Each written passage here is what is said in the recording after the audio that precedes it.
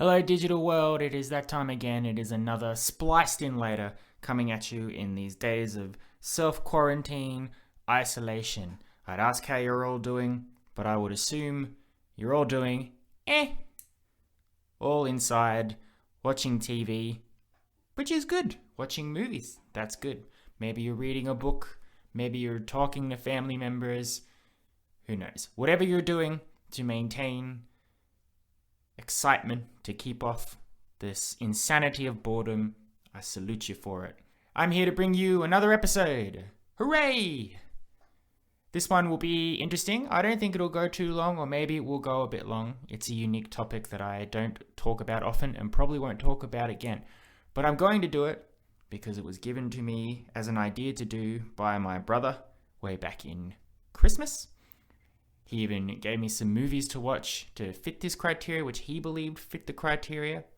And of course, it's taken me 4 months to get around to doing that. So if you're listening, Rowan, I hope you're listening, and I hope you're excited for me to let you know what I thought of the particular movie you told me to look at, and this topic in general. Hopefully this sounds alright. I recently bought a house, and I have properly moved into that house over the Easter weekend. So we have a special room dedicated for these episodes, and I'm pretty sure it's very echoey in here at the moment because it's still in the process of putting up the stuff that people who are smart about technology would do to control sound and pitch. But whatever, I'm very excited to be in here recording regardless of how it sounds. So if it's a bit rough, we'll just cope for it for this episode, and as we go forward, maybe I'll move around a bit until circumstances align to a point where this sounds good. But enough dilly-dallying. What's today's topic? Well, it is a topic that I thought I'd never really talk about because it's impossible for me to come across movies like these, but I'm going to talk about the infamous bad movie. Now, if you've listened to the last 30 plus episodes that I've done, you will know that it is very hard for me to trash a movie. It is very hard for me to say that a movie is terrible. I always try to see the positives instead of the negatives. I can say that some movies I enjoyed more than others. I can look at faults in movies. But most of the movies I've discussed on here, I have not come to you and said, this is a bad movie. I would recommend you don't watch it. Or, I've wasted my life watching this film. How do I get the time back? It's just not something I like to do. We like to do the positivity on this channel. But, as with everything out in the world, we cannot have a 100% success rate. We do have to accept that there are sometimes movies that are bad, depending on your personal opinion. I know certain other people who think there are tons and tons of bad movies. I know other people who think other movies are great when the rest of the world thinks a movie is shit. So it's all to do with your personal opinion. So what we're going to do today is I've looked through the archives. It was very hard to try and find 3 movies with various reasons why I would consider them myself to be bad movies. What reasons they are, why I wouldn't watch them again, why I was disappointed. Overall, why I would recommend that people would not watch these movies. Very difficult. There was one movie which made the list immediately. We're going to save that movie till last. But we have 3 films. Now, if I go through these films and you like any of these films, fantastic. I'm not saying that people who like these films are bad. I'm saying as a person who has an opinion that these movies, in my opinion, are bad. But I'm not attacking anybody personally. If I say this movie sucked the soul out of me, that's just me. I'm not upset with people who like the film. It is very important in this day and age that we understand that there is a lot of criticism out there on social media. It's just not possible. Everywhere you look, there's nasty comments, personal attacks, but amongst all that is also objective opinion and constructive criticism. I know some people that are so invested in a certain type of genre for a movie that if you say that you think a particular movie from that genre is shit, sometimes it's hard for that person to take that criticism and not take it as a direct front against themselves. Even I've come to that issue sometimes. I love the Marvel movies so much. And sometimes it is hard for me to hear someone say that a Marvel movie is shit for a number of different reasons. And I've had to work on that as a person to hear someone say, oh, I think Batman Begins is a terrible movie compared to the other Batman films. If you like Batman Begins, it's insane. I don't like it. I have to be able to go, okay, that's their opinion. They're not saying you're terrible for liking Batman Begins. All right, so we've got that unpacking out of the way. I hope that. I don't want to offend anyone. I don't want to make anyone upset. I guarantee you after this episode, we will not be back to this topic again. But it will be fun. It might be fun to see what does it take for Jordan of Spliced In Later to not like a movie. And it turns out there are probably 3 distinctive categories, hence our 3 movies. The first movie we're going to talk about is Happy Feet. Now, Happy Feet is quite popular, I imagine. It was pretty popular when I remember it coming out in the cinemas. There was a lot of buzz about it. People thought it was pretty cool. I think it's specifically here in Australia because it is an Australian movie with Australian voice actors. However, I remember going to the cinema and I was a young child, so I should have been the target audience for Happy Feet. I should have been the person that's going, hurrah, huzzah, this is the greatest movie. Penguins are dancing. Good stuff. Let's just quickly recap for you what Happy Feet is if you haven't seen Happy Feet. Happy Feet is a story of a penguin. Oh God. It's going to be hard for me to recap these movies because I've only seen them once, and because I didn't like them, I haven't watched them again. So if I get anything wrong, feel free to let me know. It's probably going to happen. We have a penguin voiced by Elijah Wood. I don't remember the penguin's name. He lives in a civilization of penguins. They can all sing. Great singers. Hugh Jackman is his dad, so of course, great singers. Elijah Wood penguin can't sing, but by golly, he can dance. And if I remember correctly, dancing was weird. The other penguins didn't understand why dancing was a thing. They didn't like it. They wanted him to sing. He went through some trials, some turbulence. I think he met a girl penguin. He met 5 different Robin Williams characters, because Robin Williams was doing all his different voices. And then I think he solved global warming. I'm not sure. It's a bit of a blur. As a kid, I was confused by it. I didn't really get what was going on. It was hard for me to follow the storyline. And overall, I just didn't find it particularly entertaining, I think, or funny. Now, that's fine. That's like I said about a few different movies that I've said in the past. I don't find particular things funny or entertaining. That doesn't make it a bad movie. Why I think Happy Feet resonates for me as a bad movie is because of the situation that I saw it in. I went with a group of people, and by a group of people I mean I went with my family, my friend, and my friend's family. And the general consensus that I could feel in the movie theater while watching Happy Feet, radiating off my mother, off her friend, off my friend, was a variety of responses to the movie that were all negative. My mother clearly was not enjoying it. She thought it was the stupidest thing she'd ever seen. My friend was getting bored, didn't really care about it. So when you're seeing a movie like that, and you're a young and impressionable age like yourself, myself, not yourself, you take in these feelings. So if I feel all around me that a movie is bad and I'm a young'un, then by the end of it, I'm also going to go, yeah, the movie was bad. I agree. And it's because of that initial viewing experience that Happy Feet has not gotten better for me. I've looked back into it.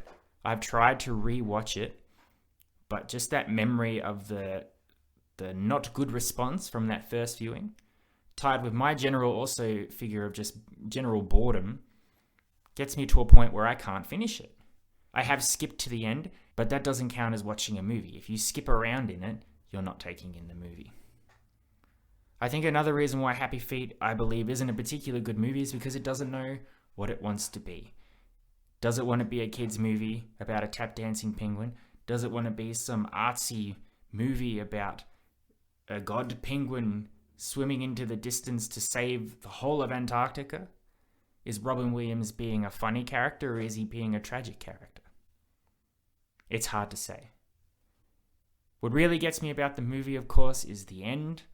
Again, it's hard for me to remember, but I know that he ended up in a zoo for a bit, then he did some tap dancing, and then there was this whole thing about global warming. Now, I believe global warming had been a background threat in Happy Feet for the whole movie, which is that the polar ice caps were melting. As we know as a human race that global warming's causing it. If you don't believe in that opinion, have got nothing to say to you on that one. But let's just all pretend we have heads on our shoulders and that global warming is a thing that's happening. The movie sort of implies that through this tap dancing penguin, the human race starts to realize that they need to stop global warming to save this pretty cool penguin who's doing a bit of a dance. Now, you can't stop global warming just because you saw a penguin dance. And also, that's terribly shallow.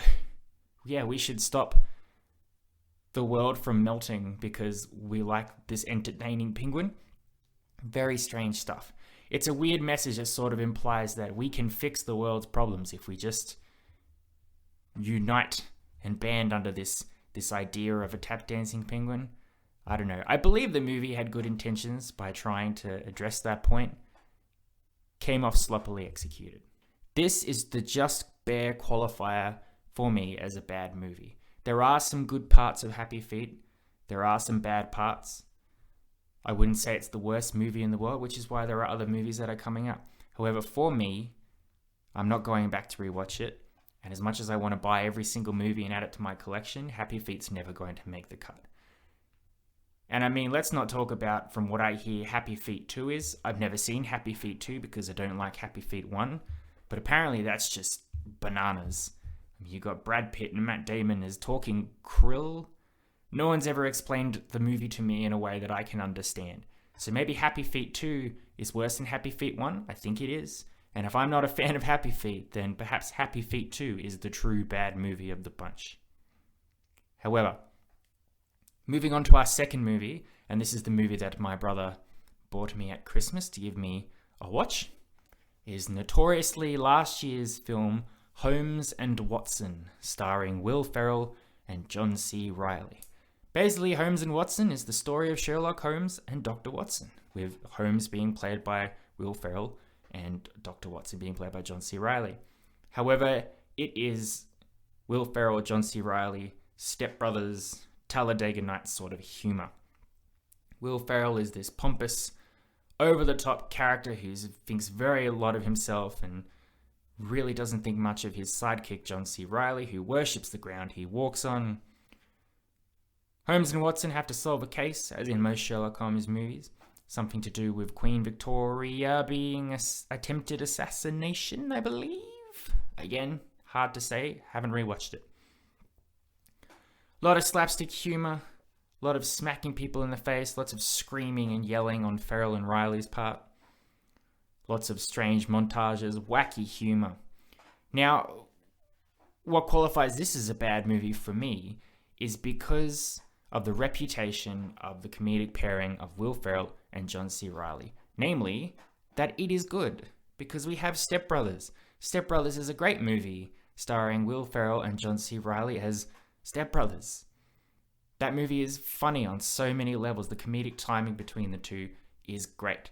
The story is so outlandish and so stupid and so mind-bogglingly dumb, but it's hilarious. The jokes that they come up with are quick, zippy, very cleverly done, and Ferrell and Riley just play off each other so well to the point where you believe their relationship is so genuine.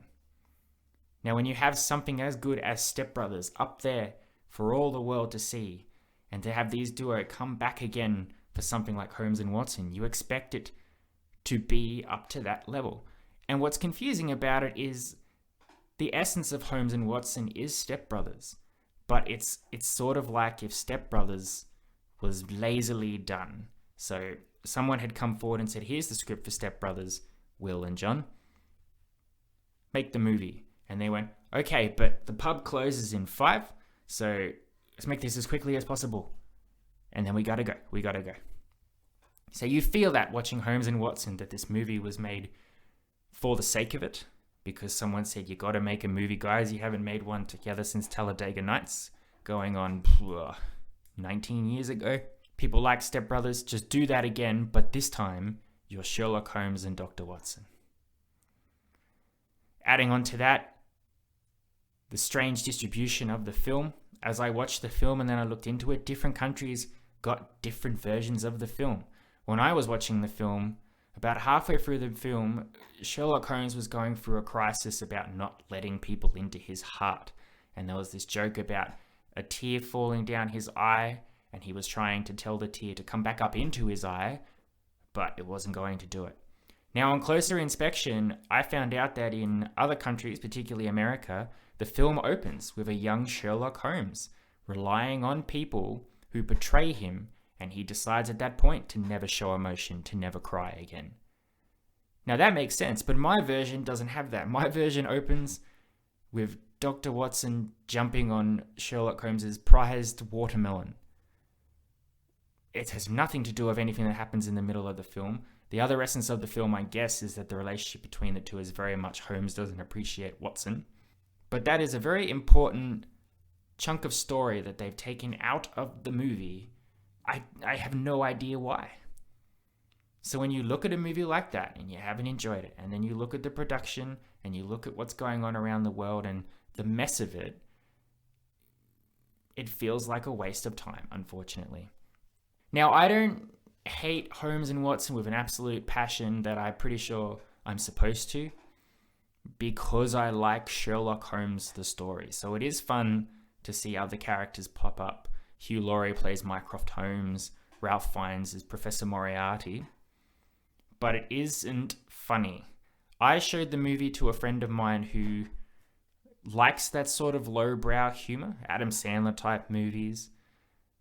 I thought for sure he would enjoy it. And while he didn't hate it, he didn't laugh.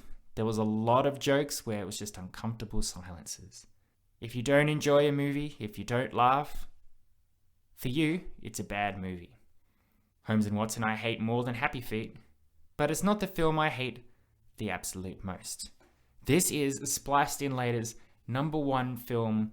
I hate it. I hate it. I hate it with a passion. And I'm pretty sure the world should too, but if you don't, that's fine. I still love you. It's called Mulan 2. I love Disney. I love Mulan. Mulan is one of my absolute, if not the favorite Disney animated film that I watched as a kid. I love the story of Mulan. I love that she, to protect her father, pretends to be a guy so she can join the army in his place. I love that she's protected by Mushu the dragon, voiced by Eddie Murphy, who was a guardian who everyone also believes is not good enough to look after her. I like that she forms a bond with her soldiers' friends. I like the relationship she has with her captain. The villain is terrifyingly simple, Shan Yu. He's not over the top. He's not singing songs. He just wants to eradicate people, which is horrifying. And of course, we all love the song I'll Make a Man Out of You. One of the best Disney songs of all time. Love it. Sing it in karaoke bars.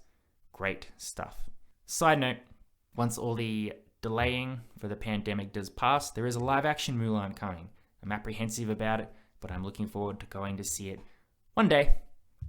It'll be interesting for me to tell you what I think of that. But keep in mind, I love Mulan, so it might have a high bar to clear. Now, Mulan 2. As I opened this show way back last year with The Fox and the Hound 2, the direct-to-Disney animated film should not be held on too high a standard because they're normally just made to make a buck. However, the essence of the Disney story should still be in these direct-to-video sequels. The Fox and the Hound 2, while not up to the emotional standard of The Fox and the Hound, still maintains the relationship between Todd and Copper, the Fox and the Hound. Strong stuff. The Lion King 2, great sequel, builds on everything that Simba learned in The Lion King. The Little Mermaid 2, the difference between land and sea is flipped. It's a fun spin on the tale, but Ariel is still the same as she was at the end of The Little Mermaid. Nothing rewrites the first movie in a negative way. No one's characters are betrayed horrendously. Mulan 2. Not only does it look bad, the animation is subpar. Not only are the songs lazy and mind-numbingly dull compared to songs like I'll Make a Man Out of You, not only is the story very much, hey, you know how we said that women should be independent and we don't need a romance story to hammer home our story about Mulan? Well, how about let's have 4 romance stories? Let's give everybody a princess. Let's make it very important that Mulan cannot be who she is unless she marries Captain Shang. On top of all that, we have Mushu the dragon, who spent the whole first movie trying to prove that he could protect Mulan and earn his place on the pedestal. Sure, he was vain, he was cocky, he was a bit self-centered, but in the end he had Mulan's best interests at heart. In the second movie, he finds out that once Mulan marries Captain Shang, her guardians will essentially retire because the man's guardians take over guarding the whole household. So he'll be demoted. He won't be on his pedestal anymore. They'll have no use of him. So he spends the whole movie trying to break up Mulan and Shang's relationship viciously, with no regard for Mulan's life, with no regard for Shang's life at all. Not only is it disgusting, it's absolutely nothing like the Mushu that we knew. I hate that I own Mulan 2. I got it when Mulan was released on DVD, and I went, Mulan 2? Oh my god, more Mulan? If I could, I'd burn it, but that seems like a bit of an overreaction. Mulan 2 not only is a complete betrayal for everything that Mulan stands for, not only is it lazy and completely unnecessary, but it is incredibly disheartening and upsetting that a lot of the production team behind Mulan also did Mulan 2, and it's like they didn't know what made the first film great. So if we look at our three categories, essentially we've got a escalation, basically. Happy feet, bad movie because of the environment of the time watching the film for the first time.